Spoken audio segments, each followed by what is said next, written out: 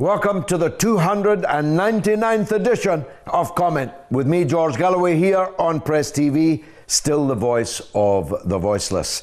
This is the big conversation. It can be the great debate, but only if you join in. That's why, above all, I need your telephone calls. You call us, we'll call you, establish a clear line, and remember, if you get on the TV with me, the volume on your TV has to be at 0, or no one will understand either of us, and I'll have to move swiftly on. The telephone number is 44208-601-4555. The SMS is 447800008066, or you can email me at comment@presstv.co.uk. The ministers of the European Union were out pointing their crooked little fingers today at President Putin. Turns out he's the new Hitler, joining a very long list. From the Mahdi in Sudan in the early part of the 20th century, through President Nasser, President Arafat, the Iraqi leader Saddam Hussein, the Iranian leader Mahmoud Ahmadinejad, Milosevic, anyone actually who takes the West's disapproval is almost always described as the new Hitler. Even though Russia actually sacrificed 24 million dead in the war against the real Hitler, even though the Nazi allies of the real Hitler are now the best friends of the European Union and US leaders in the Ukraine, the Deputy Prime Minister of the Ukraine is a swastika-wearing Nazi, and the Intelligence Minister and other ministers in the government are extreme right-wing anti-Semites. Even though not a single drop of blood has been spilled by Russia in the Crimea or anywhere in the Ukraine in this crisis, even though Russia has a legal right by treaty to have 30,000 soldiers in Ukraine, but has actually around half of that, even though the Prime Minister of the Ukraine, being feted and fattened by our money in Brussels today, is a self-appointed Prime Minister whose government is an unelected government, even though the real government of Ukraine was chased out by fascist and ultra-nationalist street power, with MPs being forced to vote, ministers fleeing for their lives,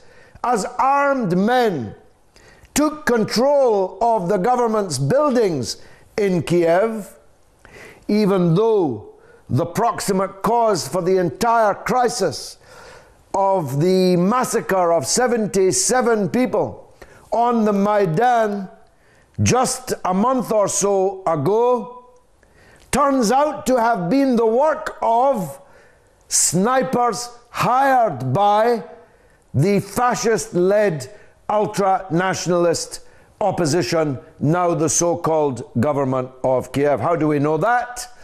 Because the Estonian Prime Minister told Baroness Ashton, the European Union's foreign minister, in a telephone call, which is available on YouTube, but not on the Bush and Blair Corporation they call the BBC, which has yet to broadcast a single word of it.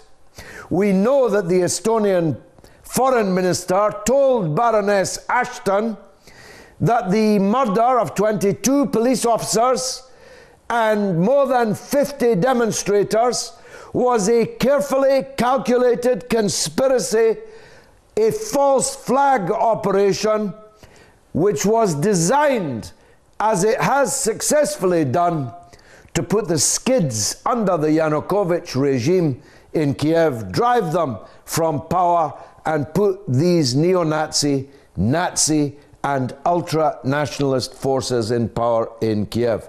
Now, so many questions arise out of all that, it's difficult to know where to start. But to those of you who've been shivering through Europe and the Eurozone's austerity winter, you might be wondering, how come all this money is available from the European Union to a non-member state, whilst in your state you've been forced to accept unemployment, poverty, savage reductions in services, and there was no money to do anything about it. If you're in Greece watching this, you may wonder why Greece was bankrupted by the very same European Union that's handing Greece's money to the Nazi ultra-nationalist coalition government in Kiev. That's just one of the issues. Now, where's all this going to lead? Well, not to war, you can be sure, because little Willie Hague and little David Cameron can beat up small countries that they know cannot fight them, but there ain't anybody going to fight President Putin. There ain't anybody going to fight Russia. The moral of that story is to make sure you're strong enough that nobody can actually fight you. And what kind of sanctions do they have in mind? Well, the sanctions that they're mentioning are very, very serious. Prince Edward has been withdrawn from his royal role in attending the Paralympic Games in Sochi. The G8 bloodsuckers are going to refuse to turn up to the next G8 summit again in Sochi. Little Russian boys may no longer be allowed to enroll at the £32,000 a year Eton College. Actually, that's a bit of a relief for them, if not for their parents. And oligarchs may no longer be able to come to London, buy up all the property, buy up the football teams, and throw their weight and their money around in Harrods. As it happens, every one of those I've just described would suit President Putin quite well. Because if there's one leitmotif in his presidency, is that Russia's wealth should be kept and spent in Russia, or in China, to which Russia will now increasingly turn. China has an energy problem. Russia has lots of energy. If Russia sells all its gas to China, there won't be any for us. So you may think that this is all a very high price to pay for allowing the people of Crimea exactly the same kind of referendum to leave the state they're in and join another or be independent. Isn't that what's happening in Scotland in September? Do you really approve of all of this over that? And as two bombs, murderous carnage is unleashed in Homs and Hama, in stricken Syria, they may be wondering, how come Russia's interference in the sovereignty of an independent state called Ukraine, which has no government at all and which has just ripped up its constitution in order to overthrow the elected government, how come that same principle doesn't apply in Syria? These murderous extremist fanatics that set off these bombs which killed 20 people and maimed 30 people in Homs and Hama in the last hours are being paid and weaponized by the very same Western governments denouncing President Putin and Russia. You know, you really couldn't make all this up. You don't have to. It's actually happening. And we're asking tonight, of whom is Israel afraid?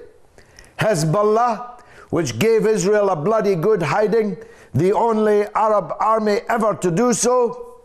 Or Al-Qaeda, which seems to have the guts to leave other people's guts everywhere in the world except occupied Palestine. They're ready to murder anybody in New York, in Madrid, in London, and above all nowadays in Syria. But they've never lifted a finger against the Zionist settler state that they call Israel. How come? I'm just asking. Here's our first caller, Behrouz in Nottingham in England. Go ahead, Behrouz. Hi, hello, George. Very glad to be here. I was just pertaining to the current situation going on in Ukraine. Yeah. Fundamentally, I think what we've got going on there is the attempted CIA colour coup revolution. As you were noting, all the individuals that were taking part in this were primarily fascists and Nazi sympathisers. And I think what we're fundamentally seeing here is an attempt by the West fundamentally to try and smash the Shanghai Cooperation Organisation, which of course comprises Russia, China and Iran, who are fundamentally the main bulwark to US, UK and Israeli imperialism. And I think fundamentally this was a attempted coup d'etat on the part of the West. And don't get me wrong, I don't want to see anybody fight, but I think Putin's very justified in his actions. I think they're very much the main defensive mechanism here, as you saw as the case in Cuba when they liberated Angola from apartheid South Africa, of course. I was just wondering what your thoughts were on that. That's a very good point, Behrouz. That last one I haven't heard made by anyone else, but it's a very good point.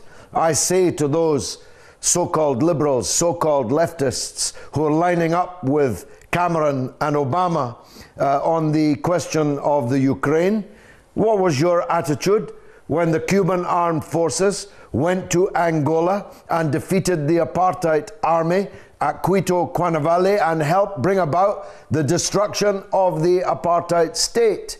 That's a very good point, as were all your other points. I only make this point. Iran cannot be invaded because Iran can and will fight back. China cannot be invaded, ditto.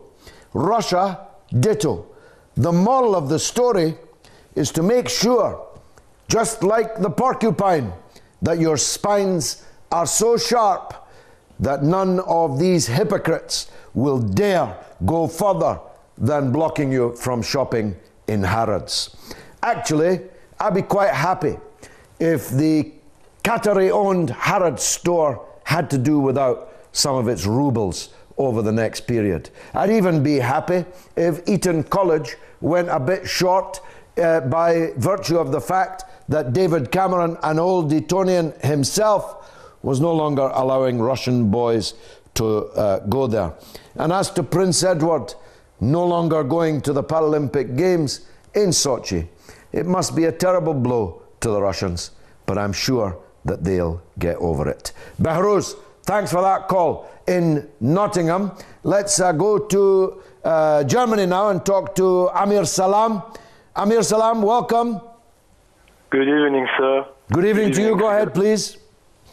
In the name of God, the most compassionate, the merciful, I think our politicians in Europe should start to really represent us, because what they're doing now is not in our interest. Russia has plenty of tools that they can use against us. For instance, stop sending gas to us, as you already mentioned. And yeah, this will be really costly for us, especially in Germany. Our export will suffer from those kind of actions that Russia could take. So it is not in our interest and not to our benefit in order to sanction, to start even thinking about to sanction Russia. And by the way, Amir Salam, it's a bit rich, the German government threatening the Russian government over its conduct in the Ukraine. I'm sure you get my drift. It's very hard for Russian people who sacrificed 24 million dead when Germany invaded them and massacred and raped its way across their territory, and had Ukrainian fascist allies who were killing the Jews in the Ukraine before the SS could even get there, now to find Germany in league with the very same fascists and with Britain, France and the rest of the hypocrites threatening sanctions against Russia. Do the German people have a point of view on this? Have they spoken yet? Is anyone in Germany raising the kind of questions that I'm raising? Amir Salam? That people in Germany want our government to really do sovereign and solid politics. We are just doing what the White House is dictating to us, and I think that people dislike this course. They really like to have a course that benefits the people in Europe, so especially in German, as a German citizen. And by the way, this is the same White House that was tapping Mrs. Merkel's personal mobile telephone. Yeah, that's right. So as long as it's just our phone, it's no problem. But yeah, all of a sudden, as soon as it came out that the chancellor's phone is being recorded and spied on, then they try to sign a deal with the U.S. The anti-spy convention. But yeah, they disagreed, and yes, I don't know. By the way, but the good news, Amir Salam, as we found from the telephone conversation between Baroness Ashton, who's never been elected to anything in her entire life, by the way, not even a town council, but she's the EU's foreign minister. Her conversation with the Estonian foreign minister is now available on YouTube. So these people should know that nothing that they do will remain a secret forever, maybe not even for long. Thanks for that call from Germany. Let's go to Copenhagen next, talk to Bagir on the issue of Israel, Hezbollah and Al-Qaeda, which I think is a very interesting question. Bagir, go ahead, please. Good evening, George. There's no question about who Israel fears most, and it is Hezbollah, most because of what happened back in 2006. You know, George, I should tell you something interesting. I read a few months ago that the former U.S. the ambassador to U.S. from Israel, he said that we won't accept a president in Syria who is backed by Iran. So it shows me really good who Israel would like to see as take the lead in Syria. Israel presumably wants Al-Qaeda to be victorious in Syria. By the grace of God and the resistance of the Syrian people and their allies, that's not going to happen. But not for the want of trying on the part of Israel. Yeah, no doubt. Bagir, thanks for that call. In Copenhagen, we've been to Germany, we've been to Copenhagen, we've been in England. Where are we going next? We're discussing Israel, we're discussing Ukraine. We're going to Ghana in Africa to talk to Yusuf. Yusuf, welcome to the show, my friend. Hello, good evening, Mr. George. Good evening, sir. Nice to hear from you. Go ahead. Okay, Mr. George. I would like to talk, I'd like to discuss on Israel. Yes, go ahead. Israel. Go ahead. Yes. Okay. Like, Israel is not doing good to itself. It's rather doing harm to itself. Because everybody on this earth is watching whatever Israel is doing, the atrocities Israel is causing against Palestinian people. The good people of this world, they are watching. So, and Israel turn around to against Iran just to distort the nuclear deal talk by lying against Iran that Iran is arming Hamas. Well, Yusuf, it's not a very good line. So I thank you for your call, but I can't hold off moving on. I did notice that Hamas is now a terrorist organization. All that its assets and offices have been closed and seized.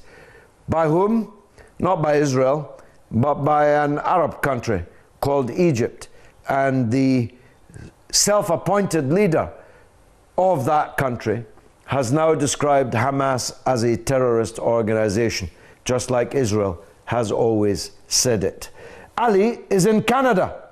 Better hear from him. Ali, welcome. Hey. Hello, Ali. Mr. George, how are you? By the grace of God, I'm good. Nice to hear from Canada. Go ahead. Thank you very much for taking my call. I'm an American. I'm here on consignment, but I wanted to get on show for a long time. Welcome. But finally, I got the chance. Thank you very much. My comment is about Kerry made the comment in the news conference about Ukraine that Russia is doing like a 19th century behavior. Yes. Now, nobody on the Western media asked him, what about Iraq? What about Afghanistan? No, they don't ask. Because they don't ask because they're licensed puppets, Ali. As soon as he said that, the entire press corps should have burst out laughing. As soon as he said that you can't invade other countries on a trumped-up pretext, everyone should have fallen off their chair and laughed themselves silly. It is absurd. It is beyond absurdity for the Secretary of State of the United States of America to make such a comment. Not just historically, even though they're still killing people in occupied Afghanistan, but because they're causing people to be killed every day in Syria. They're invading Syria's national sovereignty, its territorial integrity, every single day. But not one Western journalist said that, Ali. Unfortunately. Ali, you're there. Tell me. Yes, last I'm word still to here. you. I'm listening to you, George. That's Last word to exactly you. right, George. That's exactly right. They're hypocrites, not Democrats. They're hypocrites. Now the American empire, George, is crumbling. So they have to find a new ways to start the feast around the world so they can control the world. That's all it is. And I believe that Russia will give them really good this time, so maybe wake them up. Well, I'll tell you what. I think if anybody's got eyes in their head, a brain in their head, they ought to have worked out by now not to mess with President Putin, not to poke a bear in the face with a stick, imagining that the bars between you and the bear are insurmountable, because bears are pretty strong. Let's go, Ali, from Canada to the United States. Talk to Fax in Pennsylvania, PA. Go ahead, Fax, go on. Assalamu alaikum, Mr. Galloway. Alaikum salam, go ahead, sir. I watched this show on delay, so I apologize if I ask a question that has been covered during the show. But I wanted to understand where's a good place to get information here that is not so biased, because I feel like in the United States we're not seeing correctly what is happening. So it's hard to find places that will identify for us what maneuvers that the West is doing, because just from what I can see in different areas, it looks like we are crowding, I should say the Americans are crowding out the Russian influence in a way that would prevent them from coming to a reasonable and peaceful solution to this. So it looks like this is going to be pushed more and more towards, at some point, probably a more violent solution. Well, I don't think it will become more violent, because I don't think that the United States, certainly not Britain, certainly not the European Union, has the wherewithal to get violent with Russia. This is not Libya that can be destroyed in order to save it. This is a superpower, a multiply nuclear armed superpower with a very popular president who is very clear about protecting his country's interests. So I don't think it will come to violence. It will be hot air and sanctions. Sanctions that will hurt European countries, certainly, far more than they will hurt Russia. So, thanks for that. Fax in Pennsylvania, a fax from Pennsylvania. We're talking about Israel. We're talking about Palestine, Syria, and the Ukraine. I'll be right back very shortly. Don't go away.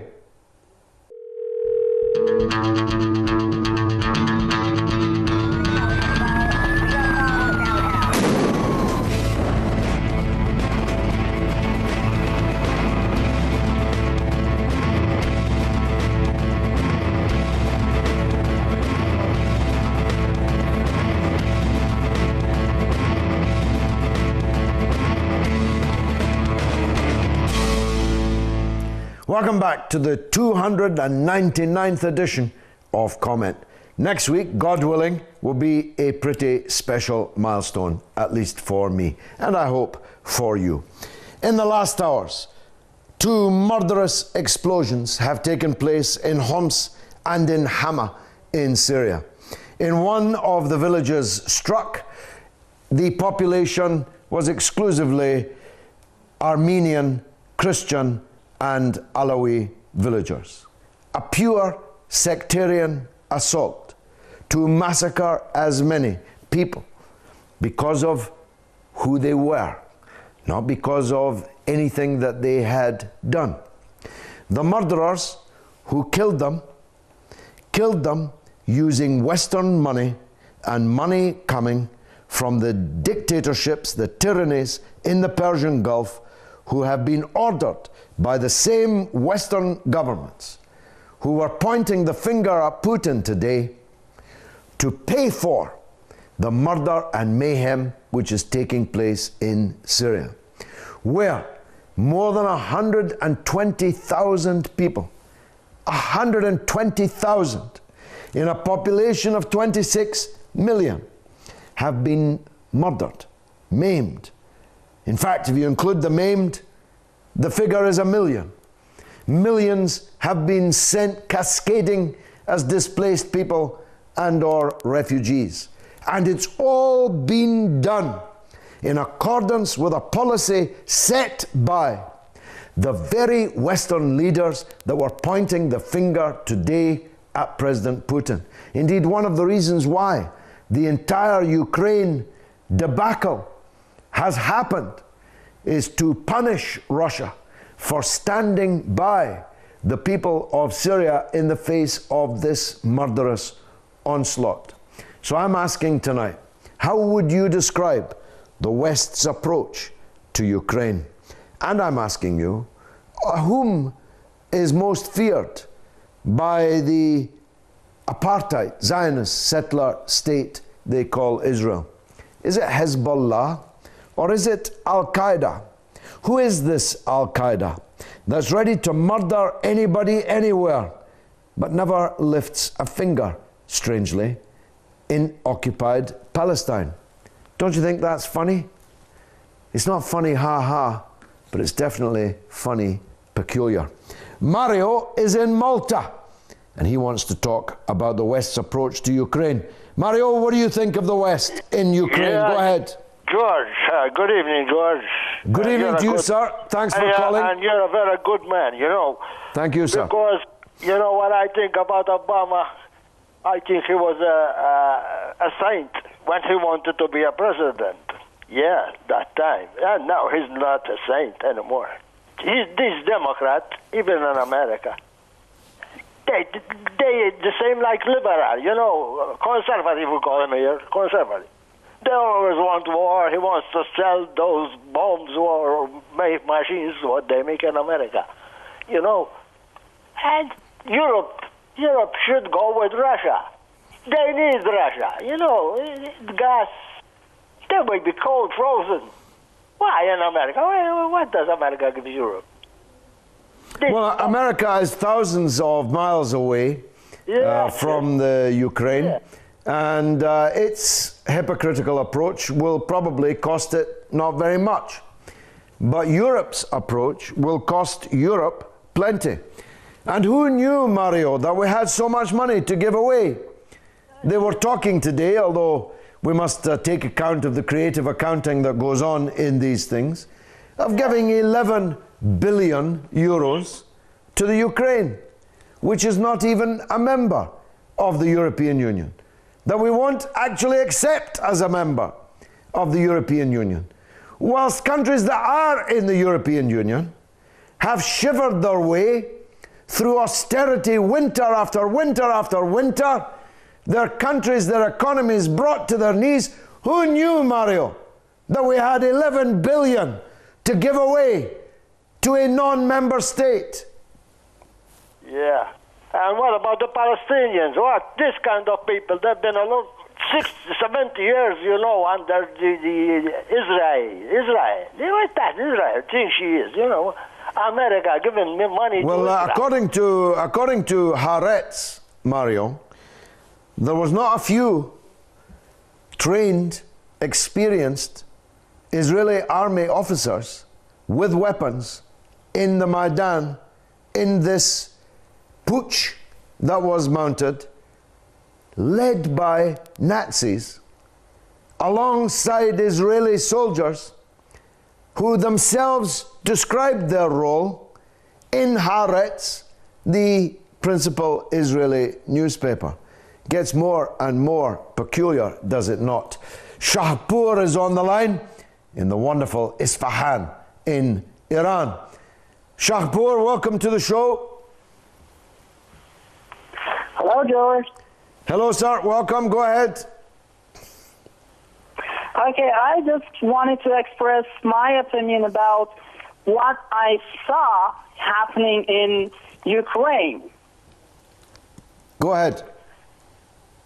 Well, in my opinion, in most of the countries in the east side of the world, there are a group of people that are more agreed with the Western culture's policy, and there are other people who are against that policy, and this is something natural, in my opinion, but some governments resist against that opinion, and that was what we saw in Ukraine, I think. Mm-hmm. And in my opinion, all that happened in Ukraine was the result of the government not paying attention to its people's opinion. And after happening all those violence, I think Russia was not allowed to take military action against Ukraine and come to Crimea. You know, they say that they are there for protecting Russians in Ukraine, but honestly, there are no evidence that any Russians is hurting in Ukraine. So I believe Russia cannot and is not allowed to use its military force against Ukraine. You're quite wrong. You're quite wrong on several points. First of all, 47% of the population of Ukraine are either Russians or Russian-speaking Ukrainians. The coup led by ultra-nationalist Ukrainians, as its first act, banned the use of Russian as a language in the Ukraine. This was a clear indication of sectarian, racist chauvinism on the part of these ultra-nationalists, which had to presage other such measures to come. Secondly, Russia has a treaty with Ukraine that allows it to have up to 30,000 soldiers in Ukraine, precisely to defend its compatriots, its citizens, and its economic and military assets, which belong to Russia, including in the Crimea. The Black Sea Fleet, which is the fleet which serves not just the Black Sea, Shahpur, wise up, but the Mediterranean. If the Russian Navy cannot sail from the Black Sea, it cannot enter the Mediterranean. If it cannot enter the Mediterranean, it cannot go to Syria. Wise up, Shahpur. Can't you see what they're up to? And the people of Crimea have exactly the same right to leave Ukraine as Scotland has to leave the United Kingdom. In Scotland, we have a legal referendum coming up in September. In Crimea, we have a legal referendum coming up in 10 days' time. Let me predict to you that the vast majority of the people of Crimea will vote to leave the fascist, ultra-nationalist, chauvinist Ukrainian rump, unconstitutional state and join Russia. And let me predict to you that no one in the world will be able to stop them. Disappointed in your call, Shahpur in Isfahan, you ought to know better. Robert is in Scotland. He definitely will know better. Robert, welcome to the show. Good evening again, George. Good to hear from you, son. Go ahead.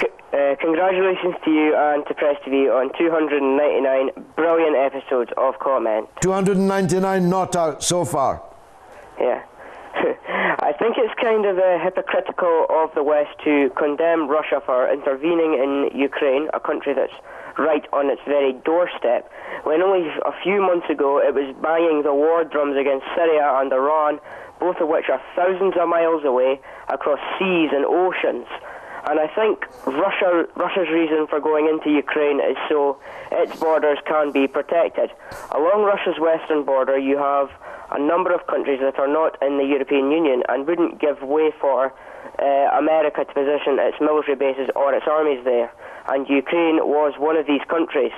If Ukraine joins the EU, the US would rush in and put as many troops there as they could in case Iran or Syria was attacked.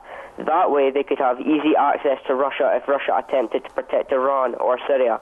Well, out of the mouths of babes. Robert is 14, by the way, and he could see that in Scotland much more clearly than the fellow in Isfahan could see it. Look, NATO wants to put bases with nuclear weapons on Russia's border. Is there anybody outside who can't see that? The Cuban Missile Crisis, with which this is being compared, was about Russia putting nuclear weapons on Cuba 90 miles away from the United States heartland. If they can, they will station NATO nuclear missiles right on Russia's border. Does anybody expect that Russia will go quietly into that good night? How stupid do you think Russia is? You think it's Yeltsin still in charge there? The drunkard, the fool who allowed Russia's wealth to be stolen and the country to be deconstructed? No, it's Putin who's in charge, and the Russian people are fully behind him. Robert, brilliant call as always. Let's go to Libya, another Western success story, and talk to Abdullah. Go ahead, Abdullah. George, thank you. Good to speak to you, George. And to you, brother. Go ahead. I don't know, but these people, maybe I consider them as only for nothing, but for shame to call themselves as an independent country, as a democracy country, and to respect in other countries like us as an independent country today. But what about Yemen? What about Pakistan and Somalia? For they are not an independent country. They kill people every day. Yeah. But today they know that Ukraine has an independent country. The US killed 14 people in Yemen this week in a drone strike. And they're not even at war with Yemen. Russia has killed absolutely nobody in the Ukraine. The only shots that have been fired in the air. Am I right? Yeah, you are right. You are right. Abdullah, thanks for that call. In Libya, let me press on. Mohammed is in Afghanistan. My goodness, I'm getting around the world this evening. Mohammed, welcome to the show. Hi, George. This is Mohammed again from Afghanistan. You're welcome, brother. Go ahead. Thanks a lot. I would like to seek your opinion. It's in a way my comment as well, and also in a way to ask your opinion about, is there a way to develop an international consensus on developing conventions that could stop, countries like Russia, USA, or these, superpowers from interfering, illegally into disputed countries like Syria or like Ukraine, in order to let the national government to take its decisions, in order to have a neutral intervention to reduce the risks, because this sort of illegal intervention, military, political, and supporting these armed groups, is a new kind of warfare, and it's being observed in the in the 90s and now in the 21st century. So, I'd really like to seek your opinion on this. Well, you tell me, Mohammed, do you think there's any chance of such a convention? The United States has invaded more than 50 countries in the last 50 years. 50 countries in 50 years. And if they don't get United Nations approval for their invasions, they mount them anyway. Look, political power comes out of the barrel of a gun. For these people, legality, democracy, rules, treaties, and all the rest are just lipstick on a pig. Underneath the lipstick, the pig will do whatever it thinks that it has the power to do. The only basis on which people can defend themselves is by organizing in defense of their own people and their own territory. The rest is just window dressing. Mahmoud is in Sweden. I'd like to hear from him. Mahmoud, welcome to the show. Calling this armed group to have a neutral intervention. Mahmoud, you have to put the volume on your TV down or I'll have to move on. Okay. Go ahead. Hello, yes, George. Go ahead, Hello, brother, George. you're on the air. Yeah, go on. Good evening, sir. Yes, it was very good comment that you have project this evening. Thank you. I would like to remind you, George, it's not a surprise that they have allied themselves with Al-Nazi, just as they have allied themselves with Al-Qaeda in Syria. This didn't come to surprise. It didn't surprise me. I knew that. It's a very good point, though. It's a very good point, Mahmoud. Why wouldn't they ally with Nazis in Ukraine? They're allied with Al-Qaeda in Syria. Yeah. That's not a surprise. Because Monday, Tuesday, Saturday, they'll tell you Al-Qaeda and Nazi are evil. Thursday, Friday, Saturday, they ally and embrace it. That's the objective of the imperialism and the Israeli lobbies, that they want to obtain their own interest objectives. Well, look, so all of that's true, Mahmoud. I need to press on. All of that's true. But they can only do it if we let them. The Swedish people could tell the Swedish government to stop this. The media in Sweden will be the same as the media in Britain and in the United States, utterly bankrupt of any integrity or credibility. So we have to make our own media. We have to support those few beacons of the truth that we've got, like Press TV. And we have to make our own media, spread our own message, organize ourselves so that our governments cannot act with impunity in our name. I'm going to Ireland now to talk to Montana in Ireland. Montana, welcome. Montana? Yeah. Go ahead.